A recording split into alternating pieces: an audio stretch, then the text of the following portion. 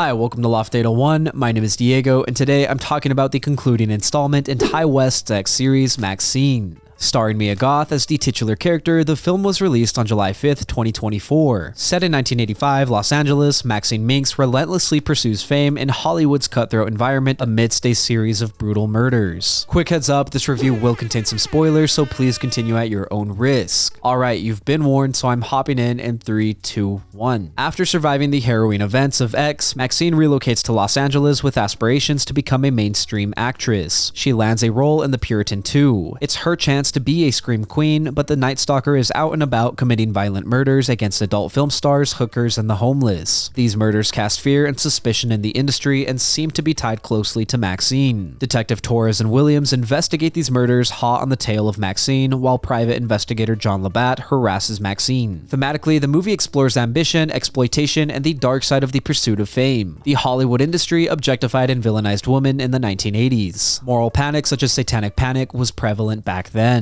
This film ties in those themes while paying homage to older slasher films. I'll be honest, the X trilogy has been a hit or miss for me. I thought X was decent, but I really loved Pearl. Unfortunately, like X, I feel like this movie failed to execute its message in a meaningful way. Huge spoilers here, the Night Stalker is a red herring. He is nowhere in this film at all. His name was simply used to bring people to the theater. That bait and switch kind of annoys me. Instead, the real villain is Maxine's ultra-religious pastor of a father, Ernest Miller. He's a decent villain at best. He's supposed to come off as God's tool of justice and vengeance against sin, but he just comes off as a very cheesy, cultish villain. He's like a goofy video game caricature, and I was immensely disappointed with his reveal. Tone-wise, the movie was largely good in the first half. The suspense and mystery were perfect. The characters were great, and it felt like they were pitted against a horrific serial killer. In the second half, when it became apparent that the Night Stalker was a red herring and we were going to get her father as the villain, I started to zone out. This villain reveal didn't feel warranted or worthwhile. Not only that, but with the reveal of Ernest Miller, the movie transitions from a crime murder mystery to a cheesy action movie. The detectives get into a firefight with Miller's cultish members. It's so goofy and it undoes so much of this film's well-structured first half. While Ernest Miller is a goofy character, Simon Prass did a good job portraying him. He played his caricature well. However, the standout of this movie is obviously Mia Goth. She captures Maxine's determination from X and Pearl's vulnerability. Mia Goth is a fantastic actress and I love seeing her on screen. She felt badass and dangerous enough to take on a serial killer, which is why I'm bummed the Night Stalker was a red herring. The supporting cast, like Elizabeth Debicki as Elizabeth Bender, the ambitious director of The Puritan 2, helped fuel the tone. I also love Giancarlo Esposito's Teddy Knight. He felt like a caricature of a Hollywood agent, but his portrayal lent itself to the narrative in a warranted way. Bobby Cannavale and Michelle Monaghan's detectives Torres and Williams were great, but ultimately underused. Kevin Bacon's John Labatt was also incredible. He seemed to provide the most menacing portrayal in this movie, and he was just a PI. Other cast members I enjoyed were Moses Sumney, Lily Collins, Halsey, and Sophie Thatcher. This rich cast and their characters are great, but I wish they would have had better dynamics and more impact on the story. Visually, I think cinematographer Elliot Rocket does a good job of capturing the neon-soaked aesthetic of 1980s LA. He utilized vibrant colors and dynamic camera movements to capture the period-specific set designs well. It was an authentically immersive film with great makeup, outfits, and vibes. LA felt like a glammed-up city with a seedy underbelly. The soundtrack features a curated section of 1980s hits. These gems help complement the film's setting and underscore tension and emotion. Some of my favorite songs were Gimme All Your Lovin' by ZZ Top, Obsession by Animotion, St. Elmo's Fire by John Parr, and Betty Davis Eyes by Kim Carnes. They captured the party vibes and dirtiness of LA. Running for an hour and 44 minutes, I have no complaints about the runtime. I didn't like the direction of the movie, but I can recognize that the runtime was solid. This movie did not overstay its welcome.